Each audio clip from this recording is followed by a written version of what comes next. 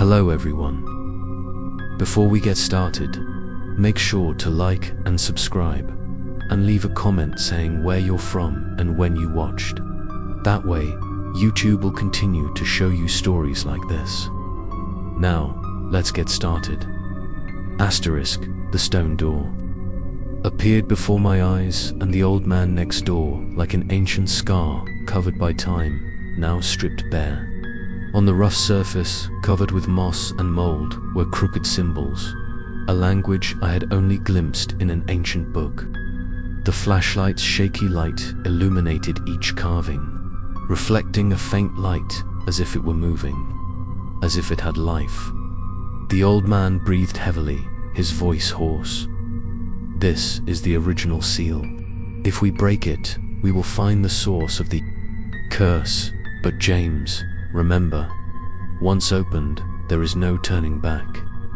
I looked into his eyes, which were cloudy with age, and saw both fear and determination. I nodded, because deep down, I knew there was no other choice. I lightly cut my palm, letting blood drip onto the symbols. Immediately, the door shook, each piece of stone creaking as if someone was pushing from the inside. A whisper echoed throughout.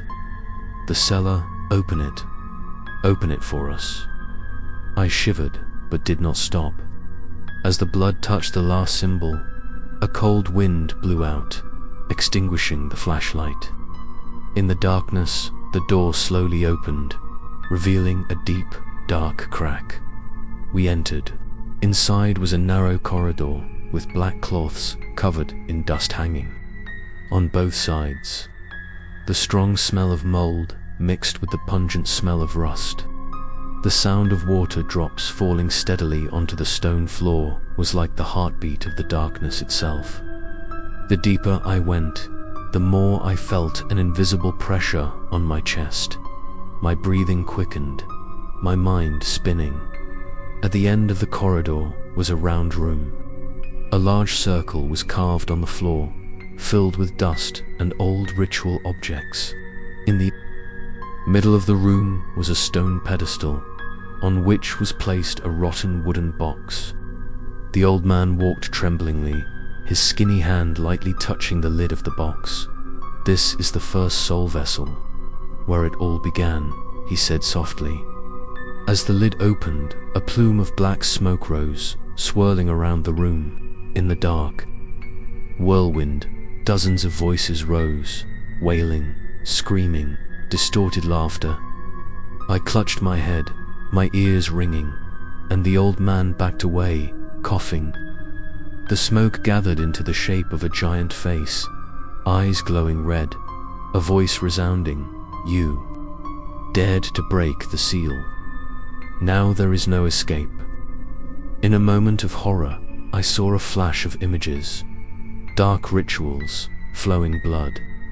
A black-robed wizard standing in a circle of fire, the keeper himself.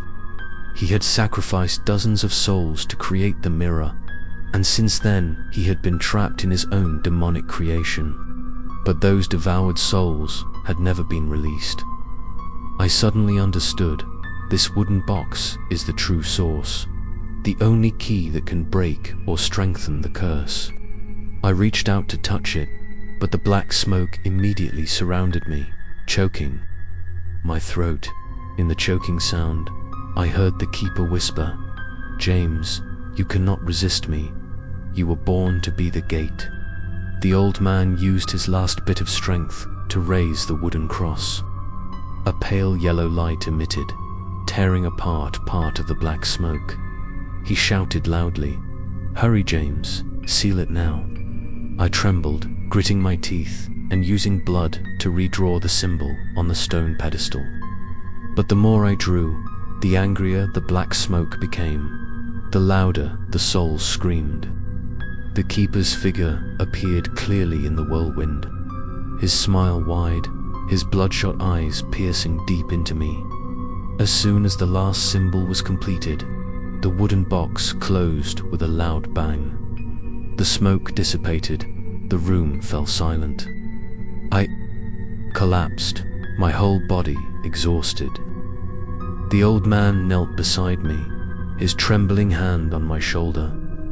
"We've only delayed him. James, the road ahead is still long." I looked towards the wooden box, the pale light still flickering around it. I knew clearly this was not the end, but only the door to a more terrible truth. I felt my soul being pulled closer and closer to the darkness. The story did not end here, because in the next episode, I would know the true price of opening the stone door, and understand clearly why I could not escape the predetermined fate.